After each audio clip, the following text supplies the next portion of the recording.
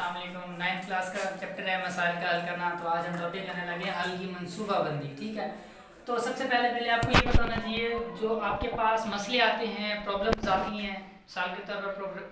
Problem जैसे programme हमने बनवाने जाना है तो हमें पता होगा हमें किस तरह का प्रोग्राम बनवाना है। तो हम प्रोग्रामर को अपनी सारी डिटेल्स बता देते हैं। हमें जिस भी तरह का प्रोग्राम चाहिए होता है तो हम उस प्रोग्रामर को सारी डिटेल्स तरतीब से स्टेप बाय स्टेप उसको हम सारी डिटेल्स बता देते हैं। तो आज हम सबसे पहले वही जो तकसीम, मिसाल की तरह प्रोग्रामर एक जो अच्छा प्रोग्रामर होता है वो क्या करते हैं, हम सबसे पहले आज हमारा है तकसीम करें और फ़ता करें। हमारे पास जब एक प्रॉब्लम्स आती हैं तो हम उसको सबसे पहले बड़ा सारा मसला होता है, ठीक है, at a time huge solutions होते हैं हमारे पास। मिसाल के तौर पर आपके पास एक बड़ा सारा सॉल्यूशन है ना, आप उसको बड़े सारे सॉल्यूशन को छोटे स्टेप में तकसीम कर देते हैं।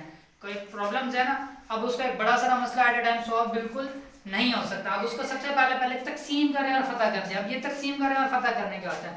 और जब मसले को हम देखते हैं तो उसके छोटे छोटे स्टेप, जिसको कहते हैं टॉप डाउन डिजाइन भी कहते हैं, इसको हम क्या कहते हैं, टॉप डाउन डिजाइन भी कहते हैं। बड़े मसले को छोटे छोटे मसले में तकसीम कर देते हैं तो उस मसाइल को हम क्या कहते हैं, तकसीम करें और फतह करें। उसके बाद दूसरा हमारे पास जब मसले को हम छोटे छोटे मसाइल में हल कर देते तो हमें आसानी होती है उस मसले को हम स्टेप बाय स्टेप सॉल्व करके बाद में हर स्टेटमेंट का, हर स्टेप बाय स्टेप का जो सॉल्यूशन होता है उनके एंड में जाके हम उनको सम कर देते हैं। उसके बाद हमारे पास दूसरा टॉपिक जो है अंदाजा लगाएं, जांचें और बेहतर बनाएं। अच्छा, बुक में देख लेते हैं जो बुक में इस हवाले से तकसीम करें और फतह करने के हवाले से क्या कहा गया है। उसने ये कहा कि पेचीदा अमले को छोटे मसाइल में तकसीम कर देना। हमारे पास जो बड़ा मसला होता है ना, उस बड़े सारे मसले को हम छोटे छोटे मसले में डिवाइड कर देते हैं। तो इस तरह हमें प्रॉब्लम्स का जो सोल्यूशन होता है, उस मसाइल को हल करने का जो हम बेसिकली पढ़ भी यही रहे, तो हमारे लिए बहुत आसानी हो जाती है उस मसले को हमने कैसे सोल्यूशन, उस मसले का हल निकालना है। तो दूसरा पॉइंट हमारे पास है अंदाजा लगाए, जांचे और बेहतर बनाए। उसके बाद डिजाइन का हल, जैसे हमें पता चल गया उस मसले को छोटे छोटे मसाले हमने हल करना है, तो दूसरा पॉइंट हम अंदाजा लगाएंगे, उसको देखेंगे कि उस मसले का सॉल्यूशन कौन सा बेहतर है। मिसाल के तौर पर आप 9th में, अभी आपकी 9th क्लास है, आपने मैथ में पढ़ते हैं, जैसे चैप्टर नंबर 1 में 6 है, आंसर दोनों सेम आते हैं, दो तरीके होते हैं उनके, आंसर दोनों सेम आते हैं। जो आसान तरीका होता है हम उसको चूज करते हैं। तो यहाँ पर भी बिल्कुल एज इट इज है कि हमने उस मसले का हल निकालना है और ये देखना है कि वो जो मसला हमारे पास है कौन सा तरीका इस मसले पे लगाएं, कौन सी प्रोग्रामिंग लैंग्वेज इस मसले पे लगाएं तो हमारे लिए वो आसान होगा उस मसले को हल करना। ठीक है जी, अब बुक में देखते हैं, बुक में क्या कहता है, वो कहता है डिजाइन के मसले का अंदाजा लगाएं, फिर हल की दुरुस्ती की तरफ चेक करता है, अगर हल तवक्कुआत के मुताबिक नहीं है तो हल की तब्दीली करता है। वही बात जो भी हमने दोबारा की कि उसको तरीके से सारे को स्टेप बाय स्टेप देखें कि उसमें कौन सा मसला लग रहा है, कौन सा प्रोग्रामिंग लैंग्वेज उसमें कौन सी ज्यादा बेटर यूज हो रही है उस मसले के लिए जो हमारे पास मसला प्रोग्राम बनने के लिए आया है, जो लैंग्वेज यूज हो रही है उस लैंग्वेज के मुताबिक उसको यूज करें आप और आपका सॉल्यूशन इजीली से खत्म हो जाएगा।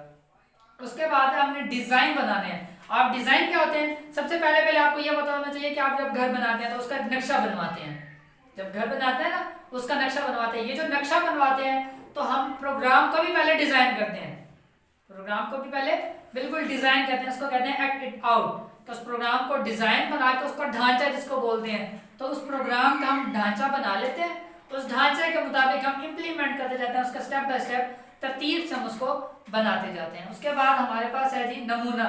ये नमूना क्या होता है, नमूना जिसको फ्लो चार्ट भी कहते हैं, नमूने को हम फ्लो चार्ट भी कहते हैं। ठीक है, ये तकनीक हलशुदा की एक शानदार नुमाइंदगी करता है, अगरचे ये आखिरी हल नहीं है तो हम डिजाइन की मदद कर सकता है। ये हल के अहम अज्जा को समझने में मदद देता है, यानी कि आप ये समझ लें कि ये जो नमूना है ये आखिरी स्टेप भी नहीं है, इसको रिजल्ट भी कहते हैं। हम नमूने को रिजल्ट भी, नताइज भी, जैसे हम सारा प्रोग्राम हम कर लेते हैं ना उसके एंड में हम नमूना लगाते हैं। ठीक है, आप इसी पूरे प्रोग्राम, इस लेक्चर को मैं एक बार रिपीट करने लगा हूँ, इन शॉर्ट जिसे समरी कहते हैं।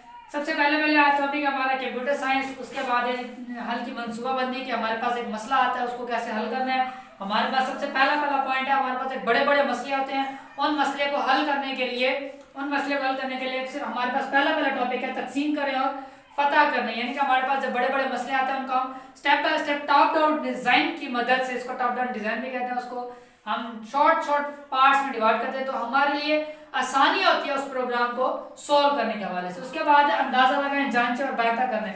ये अंदाजा लगाएं जाते कि जो हमारे पास उस मसले का हल बन चुका है उसको हम तरतीब से रखें कि हमारे लिए कौन सा मसला बेहतर होगा, कौन सी लैंग्वेज हमारे लिए बेहतर होगी, तो हम उसको यूज कर लेंगे। उसके बाद एप्टीट्यूड और नमूना है जो हमारे पास रिजल्ट बताएगा। इंशाल्लाह I hope you will be fine.